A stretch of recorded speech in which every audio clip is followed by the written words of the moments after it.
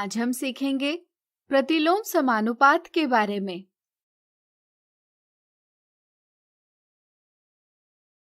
पिछले वीडियो में हमने उस स्थिति के बारे में चर्चा की जब दो राशियां एक साथ इस प्रकार बढ़ती या घटती है कि उनके संगत मानों का अनुपात अचर यानी कांस्टेंट रहता है। हम कहते हैं कि तब दो राशियां सीधे समानुपात यानी डायरेक्ट प्रोपोर्शन में होती है। अब आइए इसकी विपरीत स्थिति देखें। यहाँ एक बड़ी सी टंकी है। एक नल से इसे भरने के लिए 12 घंटे का समय लगता है। क्या आप बता सकते हैं यदि हम 2 नल लगाएंगे तो अब टंकी भरने में समय इससे अधिक लगेगा या कम? सोचिए।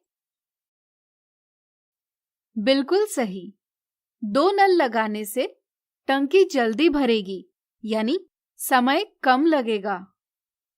चूंकि यहाँ नलों की संख्या 2 गुना हुई है इसलिए समय आधा हो जाएगा यानी कि 2 नल टंकी को 12 विभाजित 2 बराबर 6 घंटे में भरेंगे।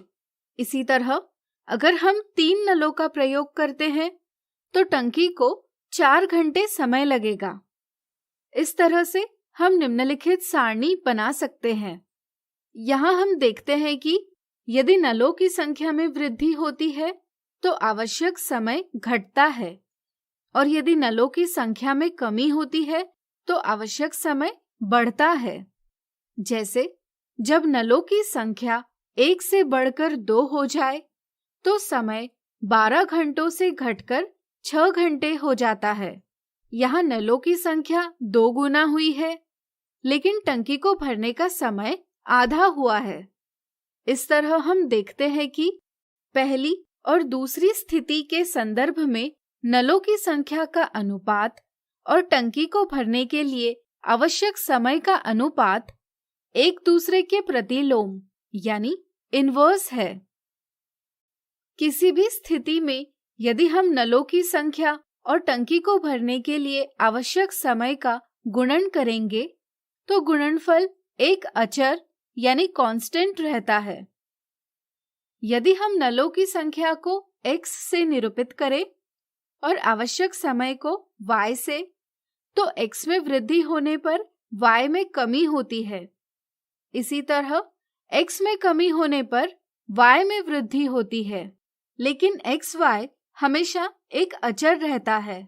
ऐसी स्थिति में हम कहते हैं कि x y के साथ प्रतिलोम रूप से विचरण करता है, जिसे हम इस प्रकार दर्शाते हैं। इस तरह से यदि दो राशियों x और y के लिए xy बराबर k हो, जहाँ k एक अचर हो और x y के साथ प्रतिलोम रूप से विचरण करता हो, तो हम कहते हैं कि x और y प्रतिलोम समानुपात में विचरित है। ऐसी स्थिति में यदि x के मान x1, x2, x3 इत्यादि हो और संगत y के मान क्रमशः y1, y2, y3 इत्यादि हो, तो x1 y1 बराबर x2 y2 बराबर x3 y3 इत्यादि बराबर k होता है। चलिए प्रतिलोम समानुपात की कुछ स्थितियां देखें। यदि कुछ निश्चित धनराशि का बंटवारा किया जाना हो तो भागों की संख्या में वृद्धि होने के साथ ही प्रत्येक भाग में आने वाली धनराशि में समानुपातिक कमी होगी। इस तरह से भागों की संख्या और प्रत्येक भाग में आने वाली धनराशि में प्रतिलोम समानुपात होगा। किसी निश्चित क्षेत्र में वर्गाकार टाइलें लगवानी हो तो टाइलों के क्षेत्रफल में वृद्धि के साथ ही टाइलों की संख्या में समानुपातिक कमी होगी। इस तरह से यहाँ टाइलों का क्षेत्रफल और टाइलों की संख्या में प्रतिलोम समानुपात होगा। जब आयत का क्षेत्रफल अचर रखा जाए तो लंबाई में वृद्धि होने पर चौड़ाई में समानुपात में कमी होगी। इसलिए निश्चित क्षेत्रफल के लिए आयत की लंबाई और चौड़ाई में प्रतिलोम समानुपात होता है।